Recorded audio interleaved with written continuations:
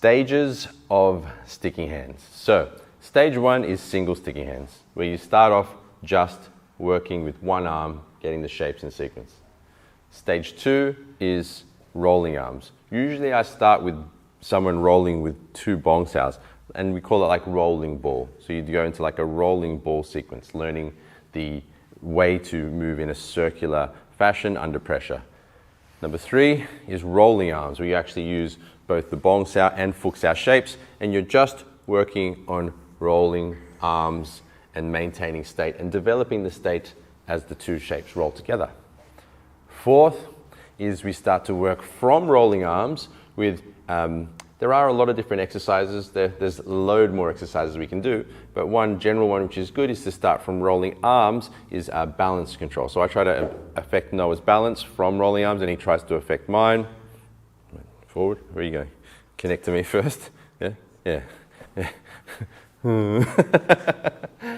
So that was number 4. Was that 4? Yeah. Rolling arms and affecting balance. Then after that, you've got single doubles where you roll, and then from here I'll go to palm strike and Noah will do a wu sao, and then I come back up like a gan sao movement, then we roll, and then Noah does a palm strike, I roll down, he comes back up into like a tan sao, and then we roll again.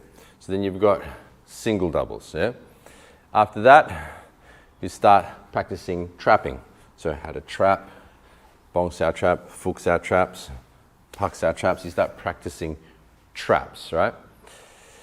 Next component, you can start doing, there's levels to sparring. So you've got like white belt level sparring where all the strikes are just around, so if you turn this way, you'd be striking through to this position here, so that'd look like this here, and which would represent in a real self-defense, like a strike to the throat in a life or death situation, not just because they took the last Mars bar at the newsagent. Yeah, so throat strike, or also palm strike. So turn here.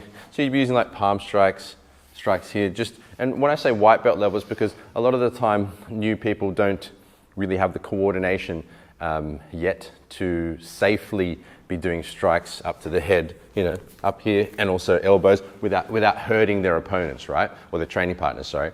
So we keep the sparring below the shoulder line at first. Once you reach a blue belt level, then it's okay to reach up and do more like towards targets you'd hit in a real self-defense situation because there's better control. Yep.